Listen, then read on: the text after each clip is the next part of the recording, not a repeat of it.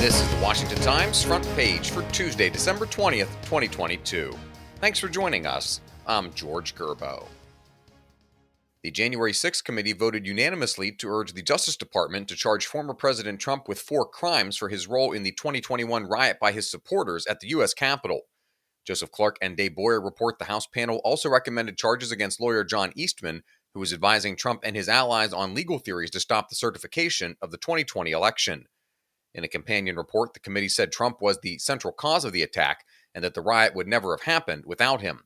Lawmakers said they're also further recommending charges against other unnamed Trump associates.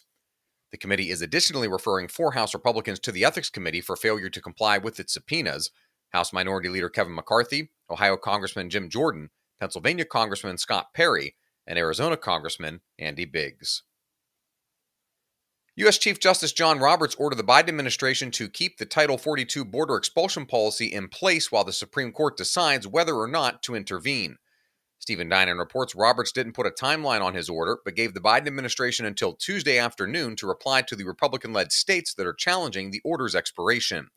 The policy, which was set to end Tuesday, allows the government to quickly expel migrants at the southern U.S. border with Mexico during a public health emergency, in this case, the COVID-19 pandemic.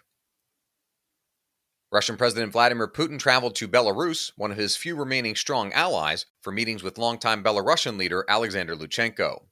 Mike Lund reports Putin visited the capital of Minsk for a one-day working visit, one of his rare trips outside of Russia since their war in Ukraine began. Ukrainian military leaders say Putin's visit could be a sign that Russia wants to push Belarus into taking a larger part in its faltering invasion. Lukashenko said he considers Russia to be his country's closest ally and insisted Belarus would never work against Russian interests, but he denied that the Kremlin is pulling his strings. You can read all of these stories at WashingtonTimes.com/front page. You can also find the entire lineup of Washington Times podcasts at WashingtonTimes.com/podcasts.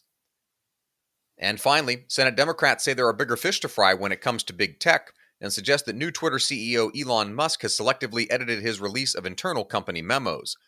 The trove of revealed documents Ramsey Touchberry and Joseph Clark report have detailed the company's efforts to censor accounts primarily held by conservatives. The latest batch revealed the depths of ties between federal officials and the social media platform related to the suppressing of reports about the details of Hunter Biden's laptop computer. Senate Commerce Committee Chair Maria Cantwell, whose panel has jurisdiction over technology companies, said the topic is something we'll be looking at in the new year. But Connecticut Senator Chris Murphy said there are more constructive ways for us to dip our toes initially in the water when it comes to tech regulation. Murphy also said Musk might be selectively releasing information to stir up conservative commentators. You can read all of today's front page stories at WashingtonTimes.com/front page or on the Washington Times app, and you can find us wherever you get your podcasts. Just search Washington Times on your favorite podcast app. You can also follow us on Twitter and Instagram at Wash Times for breaking news, sports, commentary, and more. For the Washington Times, I'm George Gerbo.